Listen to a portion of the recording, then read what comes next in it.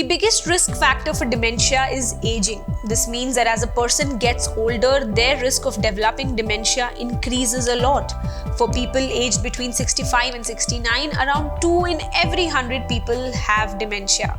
A person's risk then increases as they age, roughly doubling every 5 years. Now, what about other risk factors including many heart conditions? Do they also pose as a high risk of developing dementia? Hello and welcome to Medical Dialogues, your daily dose of health and medical news. I am Dr. Nandita Mohan, and today I'm going to discuss a study that links multiple heart-related conditions to triple dementia risk regardless of their genetics. According to a large-scale new study, having multiple conditions that affect the heart are linked to a greater risk of developing dementia than having a high genetic risk. The study is among the largest ever to examine the link between several heart-related conditions and even dementia, and one of the few to look at the complex issue of multiple health conditions. Published in the Lancet Health Longevity, the study looked at data from more than 2 lakh people aged 60 and above.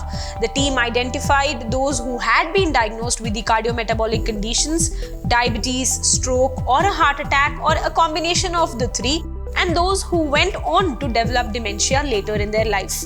Within the study population, the researchers found that more of these 3 conditions a person had, the higher was their risk of developing dementia. People who had all the 3 conditions were 3 times more likely to develop the condition than people who had a higher genetic risk. The participants were divided into 3 categories of genetic risk from high to low based on a comprehensive risk score reflecting multiple genetic risk traits. A widespread damage across the brain for those with more than one cardiometabolic condition was found. Therefore, it was concluded that by contrast, high genetic risk was linked to deterioration but only in specific parts of the brain.